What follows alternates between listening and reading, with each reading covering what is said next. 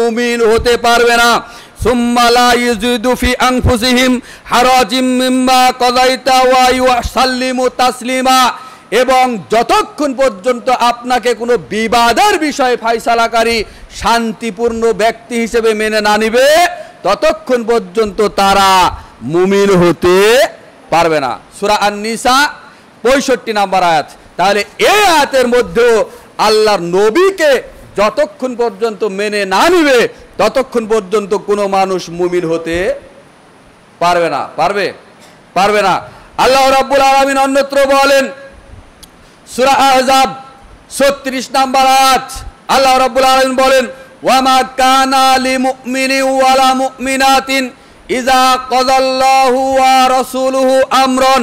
আল্লাহ রাব্বুল আলামিন বলেন, আল্লাহ এবং তার রাসূল, অর্থাৎ আল্লাহ নিজেই বলছেন, আমি এবং আমার নবী মুহাম্মদ যতক্ষণ পর্যন্ত, অর্থাৎ আমার রাসূল যতক্ষণ পর্যন্ত কোনো নির্দেশ দিব, ওই নির্দেশের বিষয়ে কোনো মুমিন, কোনো মুসলমানের ভিন্ন কোনো ক্ষমতা নেই।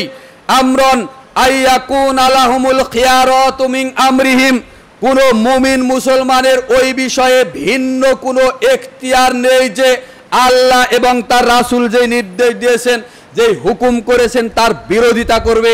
এই ক্ষমতা কোনো মুমিন নারী এবং পুরুষের নাই। যদি কেউ করে, আল্লাহ রাব্বুল আলামিন পরের বাক্যে বলেন, ওয়া মাইয়াসিল্লাহা ওয়া রাসূলাহু ফাকাদ দাল্লা দালালাম মুবিনা। সূরা আহজাব 36 নম্বর আয়াতের শেষের অংশ আপনি পড়ে দেখেন, যদি আল্লাহ এবং তার রাসূলের আনুগত্যের বাহিরে, হুকুমের বাহিরে, কোনো দাগের বাহিরে কোনো মুমিন, কোনো মুসলমান, কোনো নারী হোক, পুরুষ হোক, যুবক হোক, যুবতী হোক, বৃদ্ধ হোক, বৃদ্ধা হোক, কেউ যদি তাদের সীমার বাহিরে চলে যায় তাহলে সে স্পষ্ট পথভ্রষ্ট ও ফাকাদ দাল্লা দালালাম মুবিনা, ওই স্পষ্ট পথভ্রষ্ট, ওরার মানে সঠিক পথে আসার কোনো সুযোগ নাই। তাহলে এবার এই আয়াত দ্বারা কি প্রমাণিত হলো? যারা মুনকিরিনে হাদিস, যারা হাদিস অস্বীকার করেন, বলেন ওরা হেদায়েতের পথে আছে না পথভ্রষ্ট? বলেন ওরা হেদায়েত প্রাপ্ত না পথভ্রষ্ট?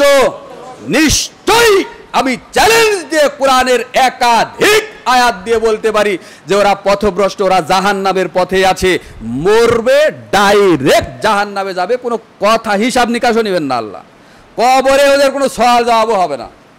কি দরকার? কবরের সওয়াল জবাব কাদের জন্য? কাফেরদের জন্য? কথা বলেন, কবরের সওয়াল জবাব কাদের জন্য? আজকে নতুন একটা ফতোয়া পেলেন মনে হয়, তাই না? এটা মনে হয় শুনেননি যে কবরে প্রশ্ন প্রত্যেকটা মানুষ মারা গেলেই করা হবে, তাই না? তো যেই মানুষ মারা গেলে কবরে কাদের প্রশ্ন করা হবে? যারা ইসলাম ধর্ম মেনে চলেছে, যারা কোরআন হাদিস মেনে চলেছে, যারা আল্লাহ এবং আল্লাহ রাসূলকে মেনে চলতে চলতে হারাম, ভক্ষণ, শিরিক, বিদাত ইত্যাদি অন্যের হক নষ্ট করা থেকে শুরু করে অনেক বড় বড় কাবিরা গুনাহ যারা করে চলেছে, তারা কবরে সওয়াল জবাবে ধরা খেয়ে যাবে, তারা জাহান্নামে যাবে। কথা বুঝেননি মনে হয়? আর যারা এই আমল করতে করতে আমলে সালেহ যারা করেছে, তারা প্রশ্নের উত্তর দিতে পারবে, ফলে তারা হবে জান্নাতি। কিন্তু যারা ইহুদি, খ্রিস্টান, যারা ধর্মত্যাগী কাফের সম্প্রদায়, ওদের কোনো কবরের সওয়াল জবাব নাই। কি দরকার একটা হিন্দুকে প্রশ্ন করার ফেরেশতার? বলেন তো দেখি। একটা মুশরিক, একটা কাফের, একটা বিধর্মী মারা গেছে, ওকে কবরে প্রশ্ন করবে কেন? কি দরকার? ও তো এমনিতেই জাহান্নামে গিয়ে বসে আছে, মরবে তো ডাইরেক্ট জাহান্নামে নিক্ষেপ করবে। কথা বুঝেননি মনে হয় আমার।